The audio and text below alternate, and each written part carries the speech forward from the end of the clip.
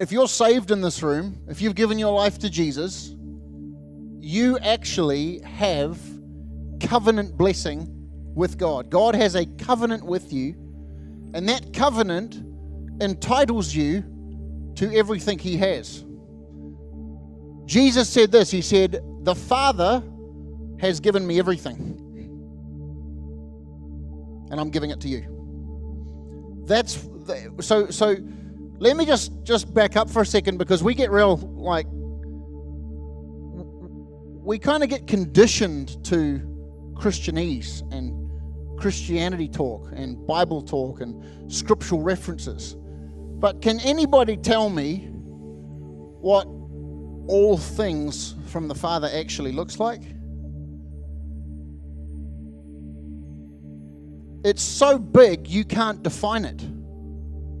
I don't even know half of the things that God's prepared for me. I haven't even conceived 1% of what God's got prepared for me.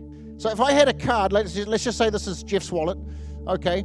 And let's say that I used the front 3 cards, but the one in the back I never touched. But that one in the back had a limitless account that would never, ever, ever, ever, ever be depleted, no matter how much I spent on it. But I used the other 3, and I neglected that one. You would look me straight in the face, and in all love and truth, in your Christian grace and mercy, you would tell me I was an idiot. Is that not true? You'd look me in the eyes and say, "Andrew, you're an idiot. You have access to everything, and yet you're not using it." You see? So the thing is that how much has God really made available to you? He's made everything.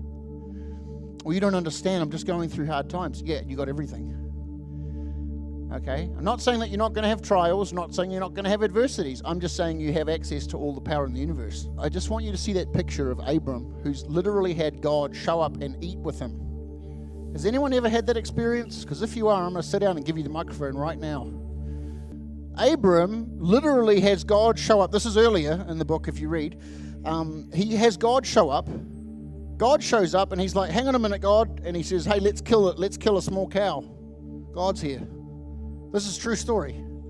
God shows up, they kill the cow, they milk another cow, they make bread, and they have hamburgers and milkshakes. That's at least how I'm thinking about it. Because if you read it, that's what it says. They had unleavened bread. Well, probably, if you want to get real technical, they probably had pita bread burgers. Before, and they had some kind of milk. That sounds like a milk and hamburger to me. I don't know if they had cheese, but it probably would have been a good addition. But God showed up, and the Bible says that they actually had that. He sat down and had that with God, and God starts saying, "You know what? I really like you. I'm going to bless you." And he was so secure in that, it doesn't matter what happens. And you can see that security through the scriptures if you look. Job is such a hero of mine. I want to go talk to Job when I get to heaven. Because Job has had his whole life fall apart. Everyone's telling him to give up and curse God. And he's literally just sitting there saying, "If God slays me, I'll still worship him." Dude, that's trust. Where you trust God so much, where your hand is locked in a covenant with God, that you just, it doesn't matter what it looks like. I'm just going to stay calm, because this is going to turn around in a minute. So I want to encourage you in your covenant with God. Because I'm not talking about my covenant, I'm talking about your covenant with God. What are you seeing? What are you putting in front of your eyes? What is it that you're partnering with him on? What is it that you're drawing out of him to do in your life?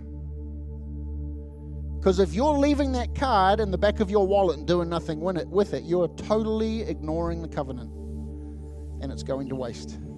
You are like, and I hate to sound a little confrontational, but I'm going to go there because you know how I like to go there. You are like the servant who went and buried his talent. It's like, "I was afraid of you, master, so I went and took what you gave me and I buried it, and here it is back. You can have your covenant back, God. Thank you." What? Jesus told that parable. He turns around and says, "You wicked and unfaithful servant." So God expects you to use what he gives you. He doesn't expect you to be a custodian of it He expects you to be a user of it, an administrator of His blessing, of His covenant. Is this good? I'm telling you, like, if you're reasonably new here, I'm just going to encourage you to stick around and try and just think about what I'm saying. What I'm saying, real simply, is that all the power in the universe that God has, He's made available to you. And that's enough to get you through whatever your situation is in life. Whatever challenge you're facing, whatever need you have, whatever affliction you might be feeling in your body, God actually is going to get you through this. But He's not just going to get you through it. He's going to cause you to increase. Like my little story, it's like the blessing is going to cause you to expand and grow. Anyways, I'll just throw that out there if anyone wants to pick it up. I'm going to get it, okay? Because I believe in this thing called covenant.